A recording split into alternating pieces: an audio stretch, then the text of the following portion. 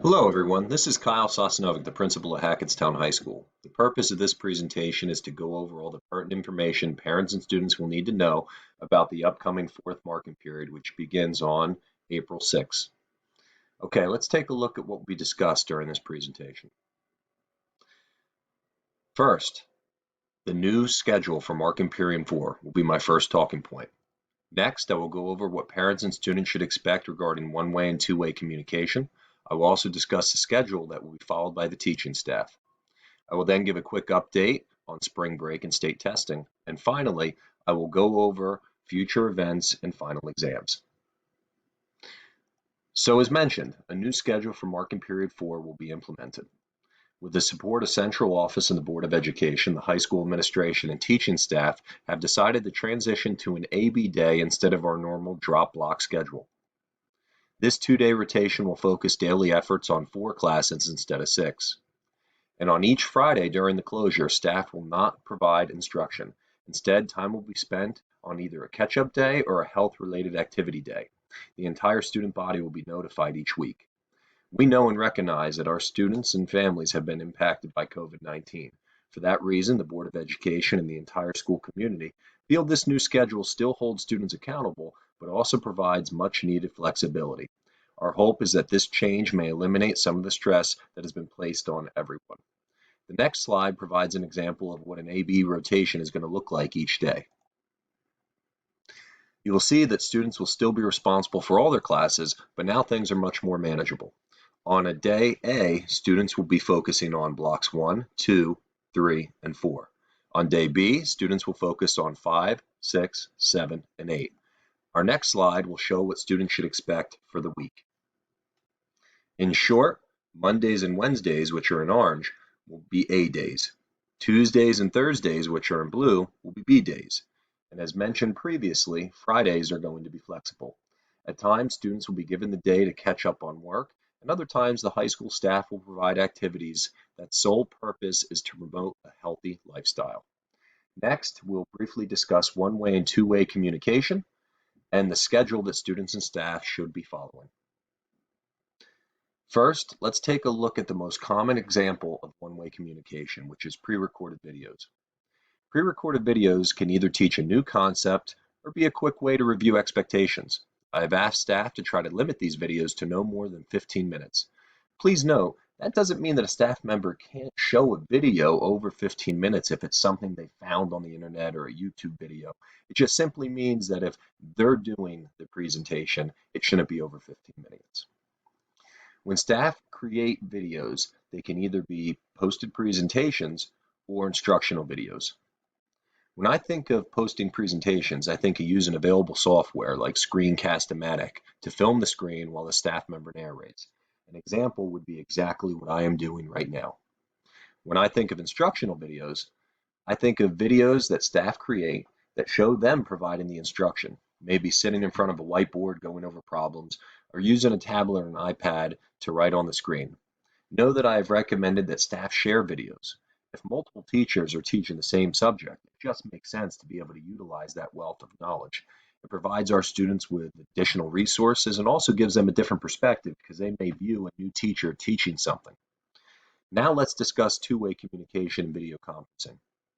First and foremost, in order for students to participate, parents need to complete the consent form, which is located on the parent portal. If you have any questions regarding the consent form, please contact an administrator.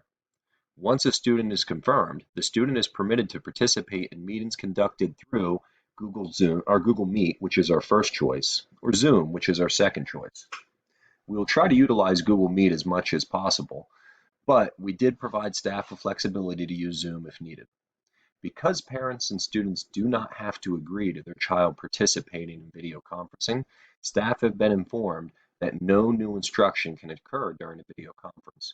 Instead, the time should be spent answering questions, practicing problems, and holding discussions. Additionally, nothing reviewed in a video conference will be filmed and recorded. Video conferencing is purely a way for students and teachers to stay connected. Slide 6 will outline what those meetings when those meetings are going to occur. So as you can see, this slide outlines when a teacher can conduct a video conference. This ensures that students and staff don't double book and cause a conflict between two courses.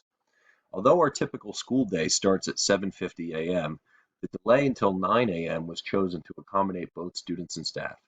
Our data shows that a majority of our students are doing the remote learning later in the day, and this also allows our teachers an opportunity to address their own families. Please note, video conferencing may also be used as office hours. Teachers are permitted to hold open office hours anytime after 12:30 p.m. Students are not required to attend office hours, but should consider it if they need additional clarification.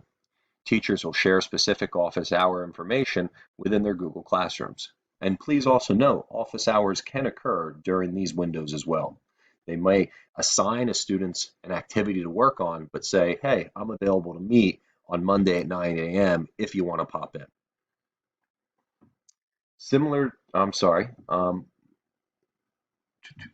sharing videos, if several staff members teach the same subject, they may choose to hold a session of office hours for all students taking the course and not just the ones that they teach.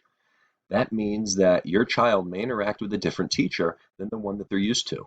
But don't worry, all the teachers that would be in office hours would be certified in the content. I consider that an opportunity for a student to receive additional help or extra help from someone other than the teacher, almost like tutoring. Okay, now let's take a look at spring break and state testing. Regarding spring break, the district will continue with the spring break timeframe that was established at the beginning of the year. Spring break will be starting this upcoming Friday and running through April 17th, at which time Governor Murphy has stated he would review the status of school closure. The guidelines that Governor Murphy dictates will determine our future regarding remote learning. If our closure is extended, we will continue following the schedule I've outlined on previous slides. During spring break, teachers will not assign any assignments or long-term projects. All instruction will begin again on April 20th. Regarding state testing, the state has decided to cancel the New Jersey Student Learning Assessment. Additionally, access testing for our ELL students has been canceled. DLM testing for our special education students has been canceled, and AP exams have been placed on a modified online schedule. To gain more information regarding the AP exam schedule, I ask that you visit the website and click on the letter that I have posted from the CEO of College Boards. He outlines what their plan is regarding AP exams. Next, let's talk about upcoming events as well as final exams. You may have heard in an earlier district alert, all after-school activities for the months of April and May have been canceled. Unfortunately, that means that all of our spring performances and our prom have currently been canceled. As of right now, June events have not been canceled, although time will only tell what is going to be determined based on those events. We'll have to wait and see. But please know that I am planning for any type of situation. I'm very hopeful we'll be in school to run some of our big end-of-year events. But if not, we're working on different ideas on how to handle or what to do virtually. Next, let's discuss final exams. After several conversations with central office, it has been decided that final exams for this school year have been canceled. Students will solely be graded on what was accomplished for the first 3 marking periods in the midterms. If a student is currently taking a semester course, they will only be assessed on the work during the course. A cumulative assessment will not be given. Okay, I hope you have found this video to be informative and useful. If you have any questions about anything that I've shared during the presentation, please email one of the administrators listed on this page. Thank you for listening, and I hope everyone has a great 4th marking period.